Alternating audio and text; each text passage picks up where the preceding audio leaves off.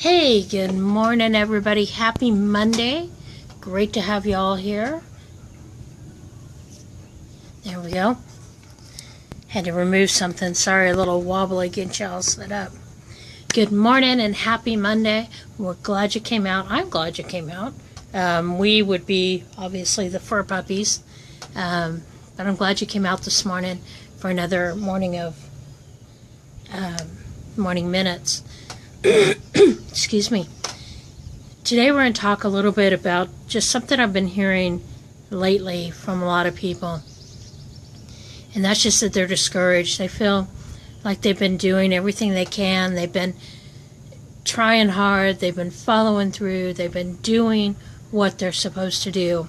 And yet they don't feel like they're actually reaching the goals and objectives that they went after.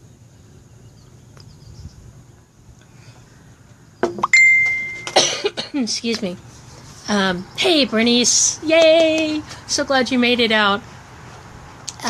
Made it live. I know you've been joining us every day, but having to listen to the recording, but I'm so glad you found us live.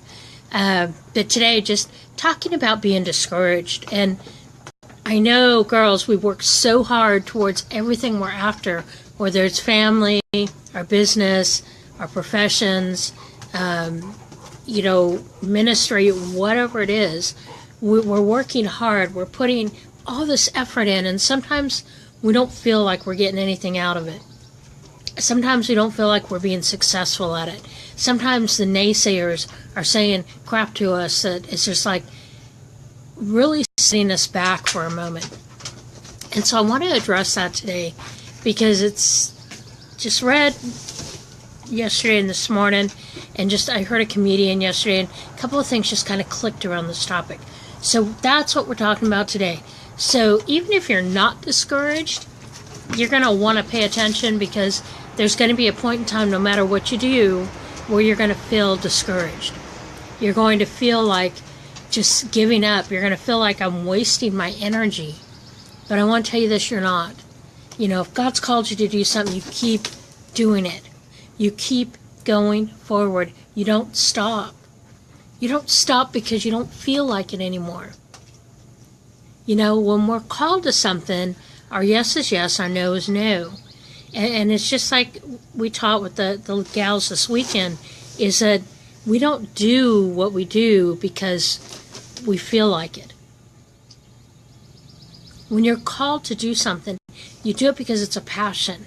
You do it even if you don't feel like doing it. And that's what sometimes we forget. We get caught up in that emotion and we stop. The comedian yesterday that I heard, her name is Janine, I believe. She's a Southern gal. Looks like on the YouTube video we watched, basically hits a lot of the Southern Baptist churches because she loves to talk about Baptist. And I'll have to find her link because I was just laughing. Greg was laughing, so it's got to be funny if you got both of us going. But she was talking about just being discouraged about sending... in the church, when somebody gets sick, typically they bring over food or they take food. And so her thing was to take over butter pound cakes. And she'd take them over. But apparently she'd make a big bunch, put them in the freezer. That way when something happened, she could take one out, be prepared to go. Because she traveled a lot. And so she got one day, and she heard a friend of hers was sick, and told her husband, she's like, honey, go get it out of the freezer and put it on the counter, and I'll run it over before I go to town. And there were no more pound cakes. But she was so busy packing and prepping that she told her husband, can you run to the market for me and get me my ingredients? And of course he moaned and groaned, and he says, only if I can go through Quick Check. And she's like, he says, you keep it under 10 items and I can go through Quick Check. And she's like, absolutely, I can do that. So he has this degree in engineering, doctorate, all this, right? So he's a mind guy. And she says, I'm going to make it real simple for him. I'm going to write my list and I'm going to send it to him, and it's under 10 items. And she's like, oh, yay, he's going to be so happy. And so he scurries off to the store with this list, right? He gets there, and he's gone for quite a while. And his wife starts to worry about him. Did something happen on the way back? Should have been a quick run to the store. What happened? And she's like, do I call the police out? Do I call the market looking for my husband? What do I do here? I mean, I hope he's okay. And so he comes home huffing and puffing, and he brings in 2 arms of groceries. And she's like, I only had 10 items. Actually, she had 7 items, I believe was the total. And he's like, I'll be back. I got another trip. Goes out to the car, comes back in with more bags. So she's wondering, okay, what happened here? And she's starting to get discouraged. And of course, he is discouraged, right? He's upset because he was going to do this quick run. And she's pulling stuff out of the bags. And she's like, okay, I got 1 pound of butter. And then she opens out the next one. And it's 2 containers. Trying to remember what the second ingredient. 2 containers of, let's say, it's 2 large bottles of vanilla. And then after that, there's 3 large cans of lard.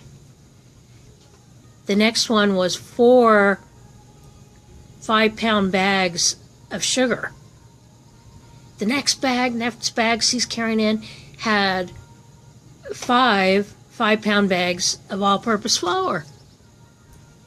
And the next bag has 6 bottles of 7-Up. And they weren't just 6 bottles, because she decided she wanted those little individual bottles because she didn't want it to go flat. So she said she had 6 12-packs of soda. And she's scratching her head. She's wondering, what happened?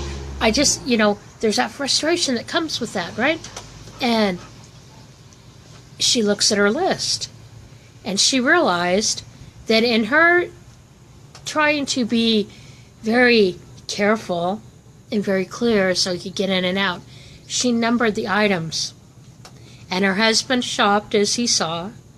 He got 1 pound of butter, 2 bottles. Number 2 was vanilla. Number 3 was lard. Number 4 was flour. Number 5 was sugar. And number 6 was the 7-Up. And the funny part of the story is, she's cracking up, right? She's like, I wrote this. And of course, there's a time limit here. And he comes back in. He says, yeah, I realized on the 5th scan of the 7-Up that I messed up. But you don't tell no one here, and you just let it go. And so there's discouragement there. And that's a funny story to me. And I guess I visualized it. But she was trying to be just spot on for her husband, to make it quick and easy, and yet he was trying to get in and out, and both of them became discouraged through this, and of course laughed at it later. But we know for a fact, and I'm going to take you to a scripture here. I'm going to take you over to Luke chapter 5, and this is where the 4 fishermen are out in the boat, and they're fishing. They're discouraged. It's been a long night. They've not gotten any fish. And in verse 4, this is Jesus here. He says, when he stopped speaking, he said to Simon, launch out into the deep, and let your nets down. Let down your nets for a catch. But Simon answered and said to him, Master, we have toiled all night and caught nothing. Nevertheless, at your word I will let down the net. And when they had done this, they caught a great number of fish, and their net was breaking. What does that mean? Jesus told the fishermen, who had already been toiling and struggling all night and ended up with nothing, to keep going, to keep pursuing, to be after the finish line. And that's our goal, girls. When we look at what we're doing each day, our goal is that finish line.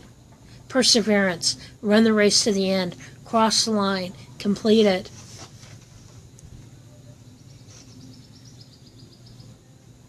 The fishermen had been fishing all night and caught nothing. And now Jesus wants them to take that net and cast it back into the water. Imagine that. And that's what we do every day, girls. That every day we become discouraged in these little things because we're like, how many times have I told the children to clean up their room? How many times have I asked my husband not to leave dishes everywhere? How many times have I asked for help in this area? How many times have I tried to bring new clients on? How many times have I told my boss? And what Jesus says is put the net back out and keep trying.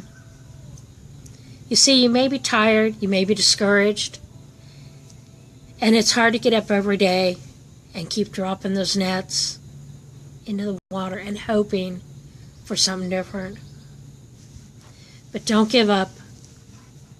You never know when Jesus is going to respond with a massive and wonderful blessing. And we don't know, girls. We don't know when we throw that next net into the water what's going to happen.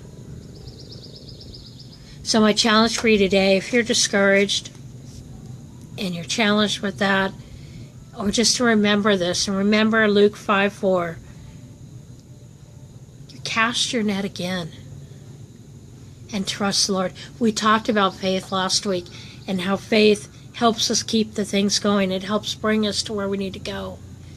The faith is going to do the same thing as you cast that net into that water again.